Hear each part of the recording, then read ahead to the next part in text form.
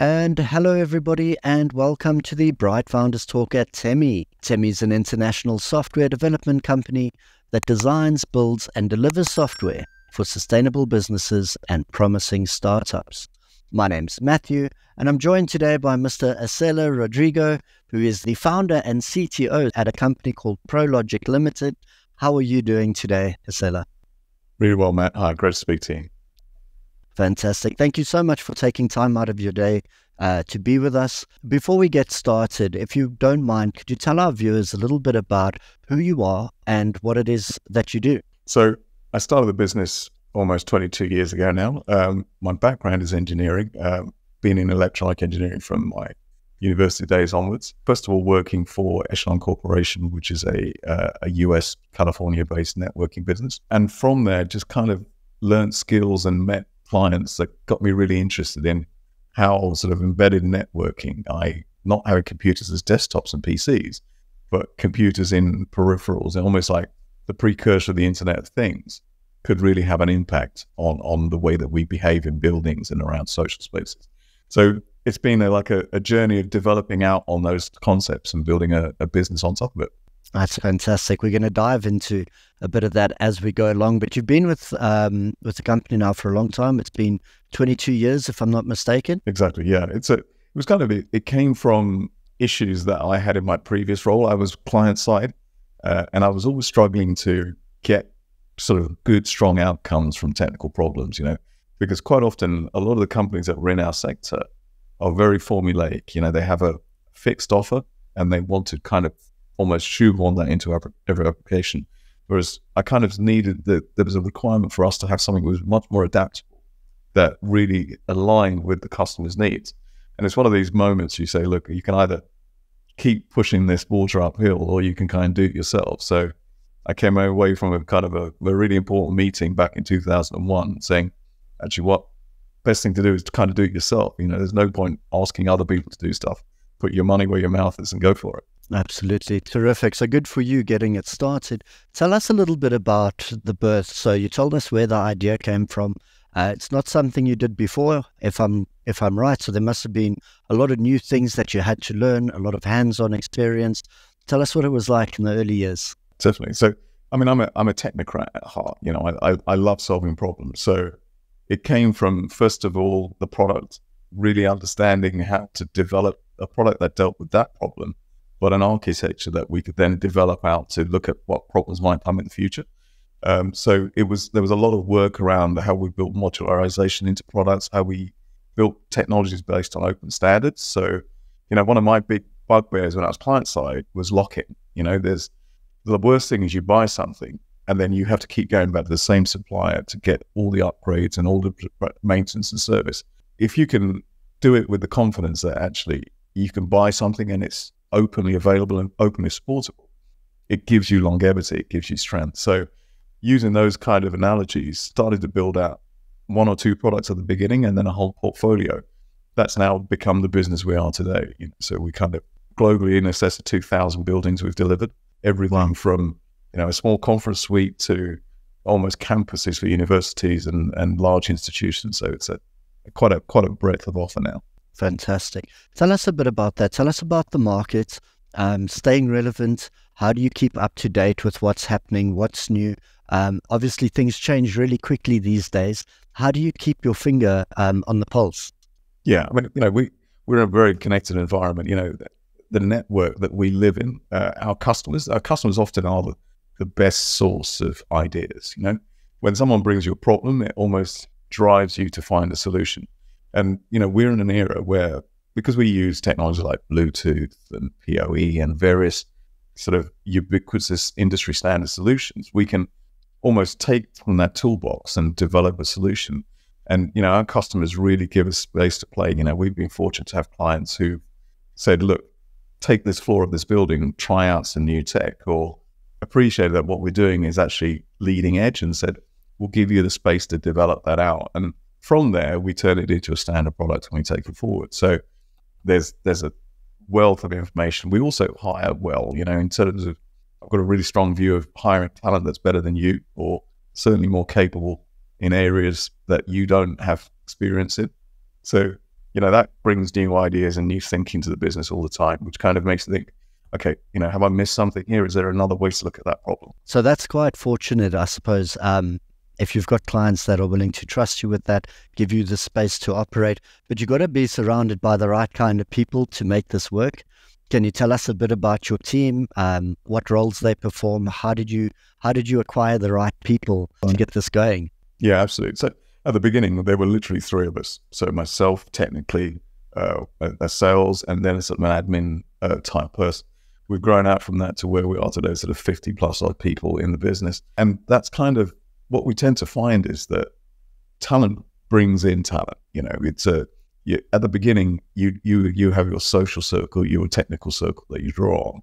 But as you kind of invest in people and bring in talent, not necessarily from our sector, but from outside our sector as well, they bring in new opportunity, bring in new ideas and thinking. So it's a continuously evolving team. And as you mature in the business, you get a stronger view of what works and what doesn't work, and often the time to make strategic changes. Sometimes you want to stick with the status quo because it's the easy way forward, but actually a business needs to sometimes make sharp corrective actions because the market's changing and technology is changing. You got to make sure you've got the right team to deliver on that. But we'll take a concept from pretty much from embryonic, literally, a drawing on a piece of paper, through the mechanical design, the electronic design, the firmware development, the software development, all the way through to production and then to delivery. So as a business, we look after the whole life cycle of what happens in smart lighting in our sector. When it comes round to staying relevant, employing new tech, keeping your finger on the pulse, what is that like for you? Yeah, it's something that's often, as I said, it's client driven, right? So most of our clients bring us problems and challenges, and that's the most exciting bit. And that clients could be end users, it could be consultants and specifiers, it could be contractors. All of them have different challenges in terms of cost, efficiency, functionality. So we're looking at ways to address those, often deploying technology, but sometimes just working in different ways. So it's a continuous evolution of the offer.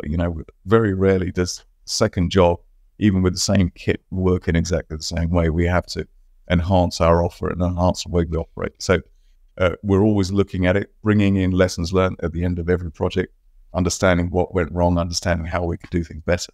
Absolutely. So that's quite interesting. So there's no set model for this, and each project is different, and you're learning on each one. You have to make adaptations and changes to suit your clients. It must, does it get overwhelming at times? Do you sometimes think, "Oh, this is quite a lot going on," or is it smooth sailing? Yeah, most of the time. Yeah, do you know what? I mean, it's kind of your tolerance, your pain threshold, your tolerance, I guess, grows as you go. The highs aren't as high, but the lows certainly aren't as low. You kind of you end up balancing your emotions around issues. It's almost like you see a good footballer, right? A good footballer has space around them, even though they're in the middle of a really busy midfield. And it's like that over time. You learn the tricks of how to manage your time, manage your space, and try and sort of adopt that same philosophy into your team as well, to not sort of panic and just think, okay, let's have a look at this. We've been there somewhere similar before. How do we handle it then? What do we need to do now? And often it's kind of, the learning for me has been, get the good and the bad news out early, communicate early, and that's, in the early days, you think something's gone wrong. I'm going to try and fix it and try and not let anybody know. If something goes wrong, it's probably better that you express that as an issue.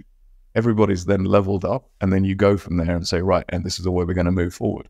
So there's that kind of, it's all that learning about not letting things get to you and not letting the emotions of circumstances become something that controls the way you operate. I like that. So a very communicative, open environment by the sounds of it.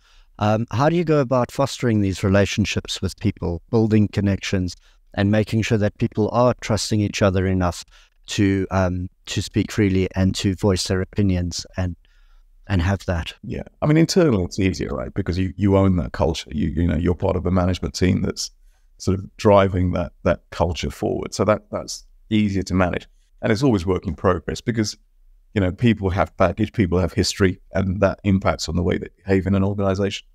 Externally, it's harder because at the end of the day, there is a contract, there is a time frame, there is an objective, and whether it's financial time, operation that we have to hit. So, you're always going to be, someone at some point is trying to get recovery of a cost or achieve an outcome. So, you need to always balance that in terms of where we're at. So, first of all, try and eliminate the issues at day one, try and design out issues. We use a 1-10-100 model. It's, a cost of 1 if the failure or the issue happens in the design phase, it's 10 if it's in the production phase, and it's 100 if it gets to a project, right? So we're trying to mitigate issues before they even leave our house, right? So that inherently is the protocol that we're trying to get to, and it's a continuous process of improvement. Things will go wrong, things will happen, sometimes by us, many times by others, but you've got to understand where the cracks are and deal with those. But even if you address those problems, a new set of issues appear in the next project, but that's kind of the fun of it. If you were just making biscuits, cookie cutting stuff, it wouldn't be fun. The challenge here is we do new stuff all the time, and it just is engaging. And the outcomes are really exciting as well. I like that. Something interesting that you mentioned. I'd like to speak to you a little bit about the future in a minute, but talking about balance, you and I had a little bit of a chat beforehand, and I spoke to you about some of your extracurricular activities. Could you talk us through some of those? You mentioned that you get 3 weeks a year to do some fun things. Can you tell us about that and how it fits into your sort of work-life schedule? Yeah, it's kind of my escape, right? So, this life is always quite intense. A job is never 9 to 5. It is all your waking hours, and often you wake up and think, I've got an idea, I've got a way to fix the problem. So, my wife is very kind to me. She gives me sort of between 2 or 3 weeks a year to go off and sort of explore the world, So I've done stuff like sort of traversing Patagonia in South America, to taking huskies into the Arctic, to climbing Kilimanjaro. We did, a few years back, we did 3 marathons across the Arctic for charity, over 3 days camping out in the sort of the Arctic ice. It's really good to be in an environment where you have to 100% focus on the thing that you're doing, and you have to switch off from your day life, because, you make a mistake, it could be quite significant. So it's also, you're off grid. I'll take a satellite phone with me quite often, but just go off grid and just really get into the environment, and often for charity as well. So there's kind of an upside in terms of social consciousness of what we do as well. But if I'm honest, it's about me finding my space and getting my headspace right. And that's when I come back with new ideas and new concepts, because you've just had some really clear thinking time. Absolutely. I love that. So there's a strong correlation between those charitable events that you're doing. I mean, there's some tough stuff that you've mentioned there. And you apply the same principles to your work life as you do when you're out in the field? Yeah, very much. I mean, it's discipline, right? It's planning and it's preparation. If you're doing anything where it's you and the things you have with you, you have to be kitted right to handle it. You have to look after your kit. You have to plan your day. You have to, those rules are the rules by which we operate in business as well. You're trying to nurture that in your team. How do we make sure that our guys are capable of delivering the scope they're out there to do? Have they got the skills and the tools to be able to achieve it? Can they do it in a safe way? Can they do it in the time that they have? So, the philosophies you apply in sort of the recreation part of my life are exactly the same broad principles you have to apply in business. Talk to us a little bit about the future without giving away any of your secrets. Can you tell us what you have your mind or your eyes set on in the coming years? Yeah, I think, we've come through seismic change in buildings coming out of COVID and lockdown, and all of that brought to us. And I think, the whole industry, the whole commercial sector in particular, still really trying to find out their identity moving forward. People's relationship with workspace has changed hugely. You can see it on, when you're in London, for example, where most of my time is spent, you've got, the trains are relatively quiet on a Monday and on a Friday, and very busy in the middle of the week. It's the same for all of the ancillary services that go around the office space, the restaurants, the bars, and so on. The business profile has changed. So there's a huge thing around trying to understand how people are using those spaces and what the behavioral patterns around the users of a now younger generation who have got a very different relationship with work is going to look like. My generation, it's kind of, you came out of uni or from college, you went to work, you did work 5 days a week, carried on through till you got to your retirement. The view around the new younger generation is very different. It's a much more balanced work-life approach. So with that, the guys that are building buildings and building public spaces really want to understand what the relationship between people and space is. And that's environmental, that's around, people in spaces, it's around assets and utilities. So we're building a whole series of solutions that align with that. We'll also see how sort of behavioral science becomes part of how buildings are used, sort of working out how the spaces are going to be laid out, what type of spaces they are. So we're looking at tool sets that align with those functions. So we can, give the assets, the tools that our clients can use to really get an understanding of what the building space looks like in the future. That's so great. There's a lot of things you mentioned there that I suppose we would, if we're not thinking about it, we would take for granted. And this change that you're talking about is quite something to navigate. I've seen it myself, how people are changing the way they approach office space. And you say COVID obviously affected a lot of that. What was it like for you during that period? People stopped going to work. There was furlough all around the world. Did it have a massive impact on you guys? If the construction industry, was kind of almost considered almost like an emergency service, it was allowed to carry on through.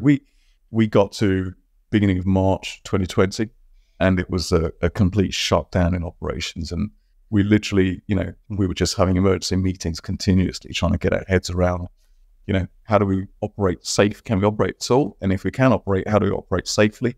How to give confidence to our customers and, more importantly, our teams, that if they're going to get involved in work, we can make sure that they're safe and they can get home.